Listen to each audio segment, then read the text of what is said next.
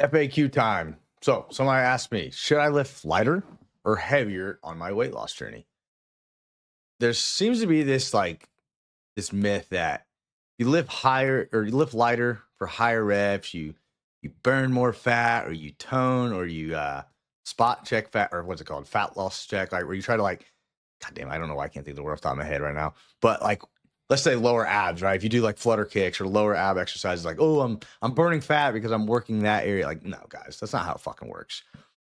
Okay, that's a whole other topic for another day. But when it comes to weight loss, you need to be hitting the fucking gym and you need to be lifting heavy as fuck. Okay. Just because reps go up, right? Let's say in a 15 to 20 rep range, doesn't mean you go lighter. It just means you lift as heavy as possible for that. Okay. I'm kind of let's backtrack here. Okay, here's the reason why you need to lift heavy. The biggest one. One, you're going to build strength, which is super important foundation for life. But two, that's what's going to build muscle and preserve muscle on a cut. When we cut, weight comes off, right? Scale goes down. Okay, that weight's going to come off. We want that weight to be fat, not muscle. There's a reason why you see these celebrities that are taking shit like Ozempic. And when they lose all this weight, they look like a fucking skeleton because they didn't lift any weights. All they did was not eat, and they lost weight for sure. But guess what? Not only did they lose fat, they lost a fuck ton of muscle because the biggest one, they didn't have a lot of protein, but they also didn't strength train. They didn't go to the gym. Okay, so we want to lift as heavy as possible, no matter what our fucking goal is. Cutting, maintenance, bulking. You should be tracking your lifts in some type of form, whether it's on an app, on a phone, whether it's in a fucking notebook. I don't care if you use ChatGPT, but you need to be tracking everything and trying to progressively overload and add weight and or reps over time. If you don't know what progressive overload means, that means you add weight, you add reps, or you do less recovery, less rest, whatever, right? So for example, if you did 100 pounds for 6 reps on something on week 1, try to go for 100 pounds for 7, and then 8, and so on, and then go up to like 12 or 15 or whatever, and then add 5 pounds and then repeat. You do that your whole life. That's how you're going to build muscle, because if we're not challenging ourselves with something like lighter weights, you're never going to give the body a reason to actually fucking grow muscle. Remember, the gym is just a stimulus to give the body a reason to grow muscle. We don't actually grow muscle in the gym. Okay, we break down muscle in the gym through breaking down muscle fibers, right? Think about it like this. Try to mute my mic.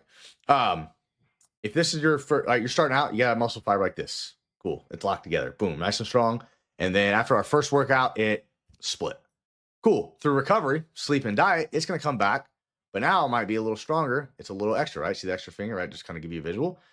And then over time, right, that's going to get harder. So we have to level up. We have to do more weight. We have to do more volume. We have to do whatever to get this to break again.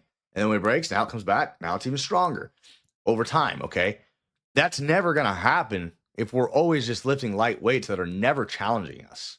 Okay. So you need to be lifting anywhere between the 5 to 20 rep range.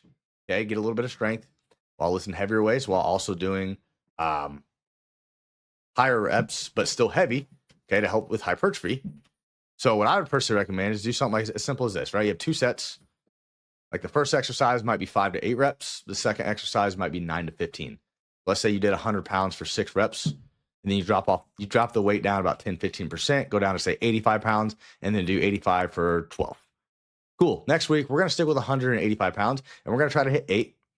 Then we're going to try to hit 15. And if we don't, big whoop, we stick with that weight. We keep trying until we do. Once we hit the top end of that set, so 8 reps, 15, we add 5 pounds.